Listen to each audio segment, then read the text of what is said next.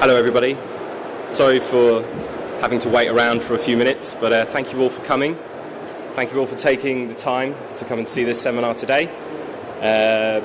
Take about half an hour. I realise you're all probably a bit weary, a bit tired from 2 days of digital marketing, but thank you for slipping in an extra half an hour just for me. I promise I won't be here too long and let you all go out and have a pint afterwards. But before I go on, a little bit of admin to take care of first. On all the TFMA literature and on the website, this was billed as a seminar that was going to be executed by Patrick Kelly. Unfortunately, Patrick Kelly couldn't be here for reasons outside of our control, so I'm going to step in and take the reins, as it were, and deliver this seminar for you. But one of the things I can do for you, though, is give you Patrick Kelly's home phone number. So if anybody wants to call him directly, night or day, speak to him, his wife or his 2 kids about how aggrieved you are that he's not here today, then please feel free to do that. I haven't asked him, but I'm sure he'll be all right with it. I'm sure he'll be perfectly comfortable. So yeah, I might not be Patrick Kelly, but I do work with him. Patrick and I work on the existing business team at ExactTarget UK. I've worked there for about 2 and a bit years now. I've worked in email for about 5 years. Both client side and ESP side. I've worked for a couple of ESPs, so I'm quite well versed in email and how it can work for you and your business. Today I want to talk to you about relevancy and how relevancy and one-to-one direct marketing can be more beneficial for you and your business. So I think first of all it's quite important to point out that mass blasting, so sending the same template to your entire base every day with the same message, it does work. It does deliver a small conversion rate. Ultimately, all of the emails you send, there will be opens, there will be clicks, and ultimately there will be a conversion. People will purchase. That conversion rate is quite small, and the temptation is to let that conversion rate do all of the work for you. So your strategy becomes, let's send more email. Let's send as much email as we possibly can because we have this conversion rate, and that will equate to a measurable return on the investment that you're making in your email vertical. What I'm going to try and get across today in this presentation is that you can actually enjoy more of a return on your investment with the same amount of data if you adopt a relevancy strategy. So you make your emails a little bit more relevant, a little bit more tailored to the recipient that you're communicating to. There will be three lessons that I hope you will all understand by the end of the presentation. That this strategy will bring down costs. You'll be sending far fewer emails, so therefore your costs will come down. It will improve your ROI. It's inevitable that a more relevant message is going to be acted upon more than a standardized template. And it will increase your engagement with your subscriber base, make them a little bit more sticky, make them a bit more engaged with your brand. So, in order to do that, we felt like it was a good idea to cite a specific example. So I'm going to talk mainly today about one of our clients, MoneySupermarket.com. I'm sure you've probably heard of Money Supermarket.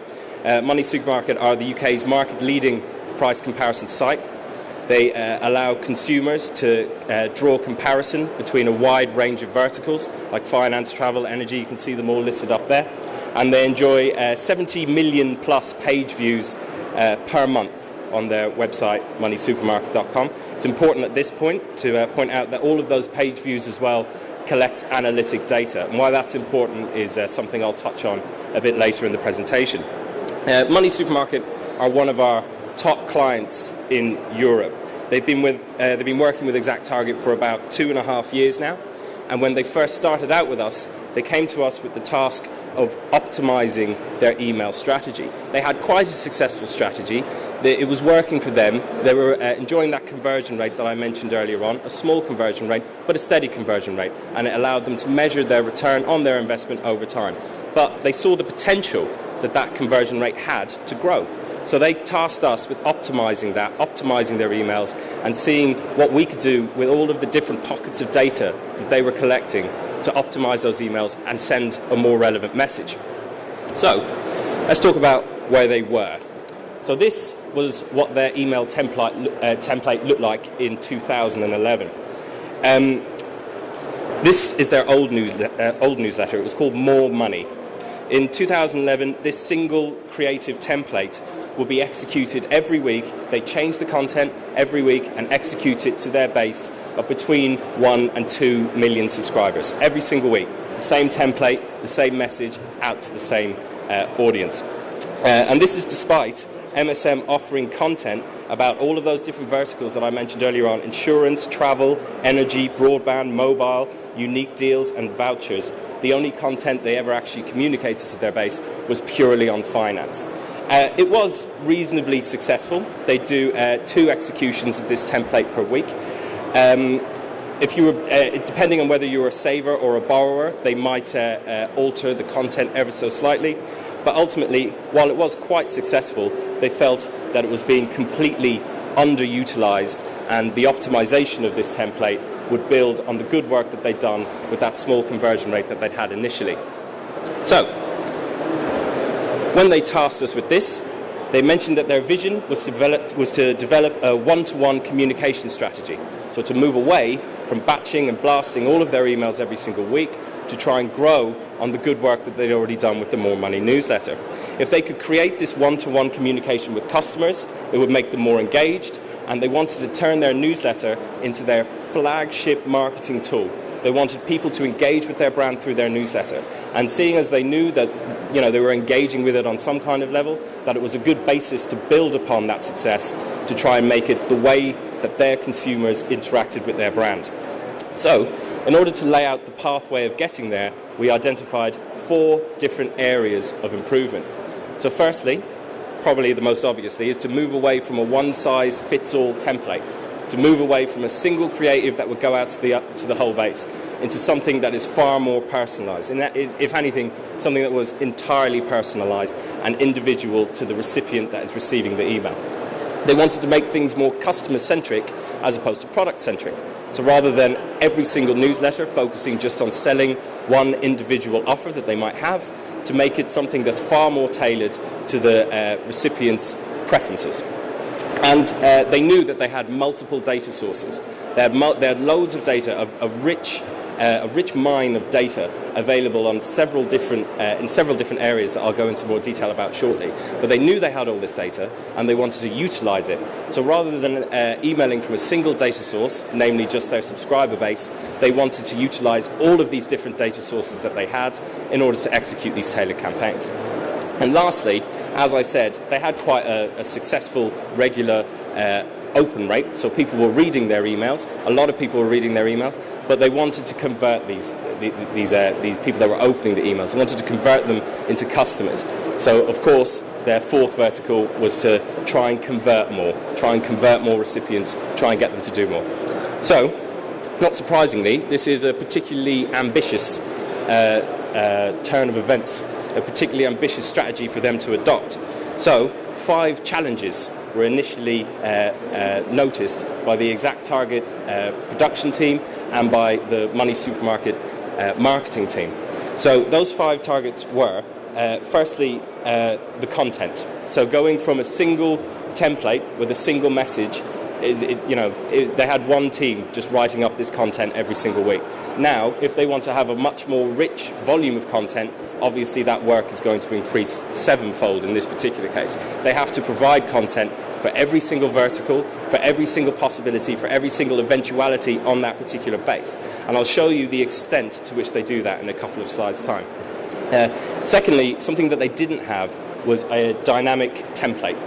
So a dynamic template is an email template which can identify profile field and tracking information and then drop content into the template based on those preferences. So a dynamic template is essentially the engine that is providing the content to each individual recipient. So they tasked us with building that dynamic template for them, and we took the brief, presented a solution which was Excel-based, and we used a configuration table and some of their real data to populate the template to show them how it works.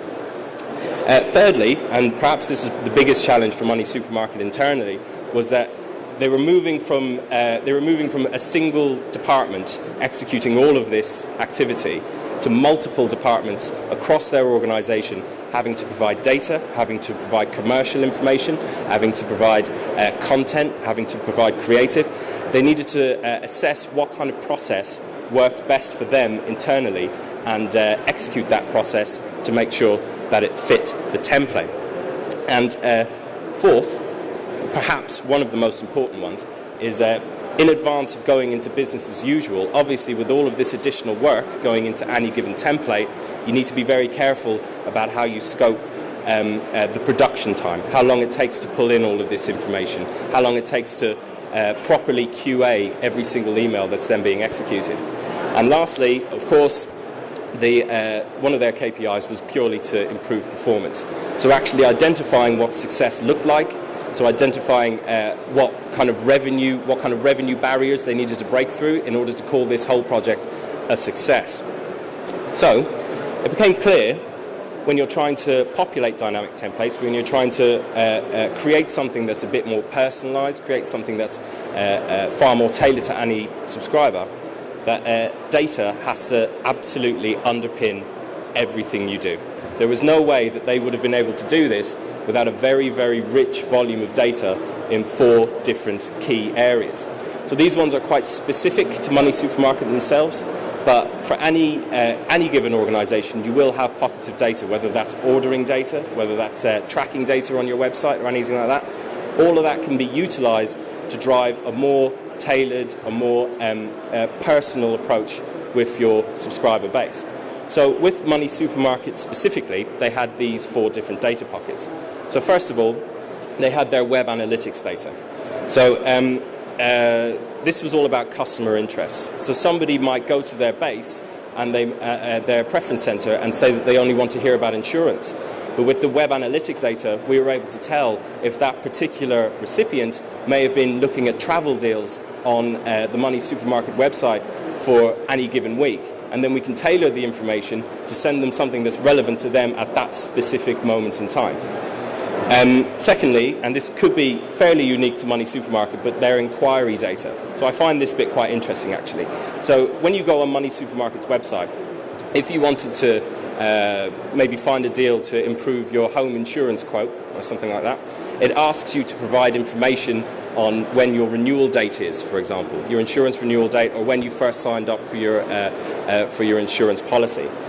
When they have that data stored, they can again drive personalization around the time of that particular renewal. So they can, a month before your renewal, they can send you information on how you can save money on that insurance. And this was all data that they already had. They already had this sitting to one side. We merely harnessed it to drive personalization. Third was the segmentation and the modeling data. So this is essentially all of the profile fields that they had aligned within their subscriber base. So that's things like age, geolocation, male or female, things like that. All things that you probably utilize to drive basic segmentation. And lastly, engagement. So how people have already been engaging with their email strategy. So if somebody, for example, hasn't opened an email for 3 months, 4 months, then maybe we want to drive personalization through the subject line to try and re-engage that subscriber.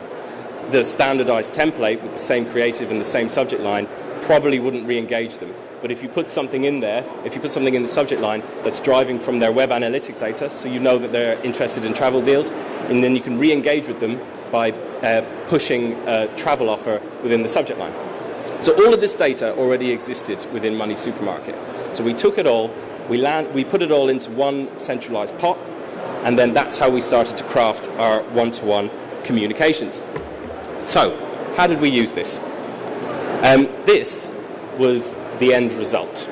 So we'll talk more about what it looks like from a user journey perspective. But in the end, this is what their completely dynamically populated template looked like. I realise you probably can't see that very well because it's quite, big and difficult to see. But I'll talk you through it. So at the top and on the outside of the body of the email, we were able to personalize those subject lines, like I said before. So we can drive that personalization from what they've been looking at on the site, whether their renewal policy is coming up, things like that, things that are entirely relevant to that particular subscriber. Within the body of the email, we can then also personalize the actual contents in the top of the email. So obviously all of the content is completely different, subscriber by subscriber. So we've actually individually marked out what the contents are for each email that gets executed. A key data reminder So I mentioned the policy renewal dates. That can also be things like if they book a holiday through Money Supermarket, we can remind them through the key dates feature that they need to buy travel insurance, or that their holiday is coming up and they need to rent a car, things like that. It's like a little personalised calendar of exactly what's coming up in their financial life. Fourth, moving down the email, an article with content based entirely on site behaviour. So this was absolutely key, and this was actually how the whole personalisation conversation with them started. They wanted to make sure that content was being delivered that was relevant to any particular subscriber at any particular time. So by harnessing the site behaviour, we were able to provide different content depending on what they were looking at that particular point. Product offers selected by propensity modelling. So utilising all of the profile field information that I mentioned earlier on, we were able to build a propensity model that would be able to predict what any given subscriber would most likely convert upon if we showed it in that box there. So that's based, like, for example, it's based on if anybody with similar profile field information may have converted on a particular offer, then we were able to adapt those offers within that box to accommodate that particular recipient. And lastly, down the bottom, regional travel deals. This always turned out to be quite successful for them as well. Because we were able to geolocate every single individual subscriber, we were able to push them to specific travel deals for an airport that was near them. So yeah, that's kind of how it looked like in the end. But to kind of put a face to the theory, this is Lucy. So this is a year in the life of Lucy and her More Money newsletter. So Lucy started by visiting the Money Supermarket site in November, specifically to buy her home insurance. And during that process, we found out her age, we found out where she lives, we found out that it's quite an affluent postcode that she lives at as well, so we know that she's got a bit of money to spend. But we also know that because she's just actively searched out an opportunity to save money on her home insurance, that she likes to save a few quid as well. So we push an offer to provide savings by switching an energy provider, which she does, she converts. Plus, we also include some travel deals from northern airports, knowing that she lives up north. Moving into March, she then visits the site, and we use our analytic and tracking data to notice that she's searching for ISAs. She's looking for information on ISAs. She's spending a lot of time reading up on ISAs. So we include articles within the More Money newsletter to push her to learn more about ISAs and encourage her to apply for an ISA, which again she does. In early summer, we see that she's starting to research her family holiday. So we send family holiday deals in addition to all of the standardized travel content that we send regularly at the bottom of the email as well. As a result, we managed to upsell some travel insurance to her via the site. And then in October, 1 month before the original insurance deal that she visited us in the first place for is due for renewal, we send her an email reminding her of the prices and an article on home insurance, which encourages her to once again renew her home insurance through Money Supermarket. So I hope you can see how that is a very, very different user journey in comparison to the original one, which essentially was the same creative, the same message, the same subject line, the same everything to every single subscriber on that base. So I guess the real question that certainly the top guys at Money Supermarket wanted to know was, did this approach actually work? Did it provide any kind of return on the investment that they were making in email? So I'm happy to say, I hope you can appreciate that I have to be quite ambiguous with regard to precise figures on how this return grew. But what I can say is that they went from one version a week, so the same template, the same message every single week. They went from that, and they are currently sending over 300 different versions, over 300 different variables on every single email that they send on a week-to-week basis. That includes things like tone of email as well, or tone of message within the email. So you might want to talk to somebody slightly differently if they're a 70-year-old woman in comparison to somebody who's a 20-year-old guy So they've actually changed all of the content within the email to reflect that demographic information. So that leads up to over 300 different versions of the email. That led to a 1/3 uplift in the open rate. So more people are actually seeing the newsletter, and more people were seeing it more regularly as well. So it actually shrunk their response curve. So people were not only opening their email more, but they were opening it sooner as well. It created a sense of urgency in the recipient because the email spoke directly to them, and the messaging within it was completely relevant to their requirements. It also saw a 1/4 uplift in the click rate too. So that's a lot more traffic being driven to the Money Supermarket site, and that conversion rate therefore was growing over the course of that time. Also, when you send when you're sending more engaging emails and your recipients are engaged more with you as a brand, then that improves your IP reputation. Your IP reputation means that you actually get placed in people's inboxes as opposed to landing in people's junk folders. So one of the major issues that batch and blast senders have is that they can burn through IP addresses just sending the same message, not much response, and it has a negative effect on their IP reputation. If there is this constant feedback of opens and clicks and traffic driving and everything, it can actually protect your IP reputation, meaning you're more likely to land in people's inboxes. And when you're seeing top-line metrics of opens and clicks like this, you really want to be in people's inboxes.